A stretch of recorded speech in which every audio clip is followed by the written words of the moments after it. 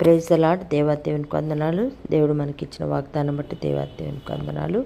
మరి కీర్తనలు 9:9 చూసినట్లయితే, నలిగిన వారికి తాను మహాదుర్గమగును, ఆపత్ కాలంలో వారికి మహాదుర్గమవును. కాబట్టి ఎవరైతే నలిగిపోయిన సమస్యలతో నలిగిపోయిన వారు ఉంటారో, లేకపోతే భయంకరమైన ఆపత్కాల పరిస్థితిలో ఉన్న వారందరికీ దేవుడు మహాదుర్గముగా ఉంటాడు. కాబట్టి ప్రతి ఒక్కరూ విశ్వాసంతో నమ్మకంతో ఆయన సన్నిధికి వచ్చి మొర్ర పెట్టుకున్నప్పుడు ప్రతి వారి యొక్క మొర్ర ఆలకించి ఆ యొక్క పరిస్థితుల నుంచి దేవుడు విడిపించడానికి తన కృప చూపుతున్నాడు.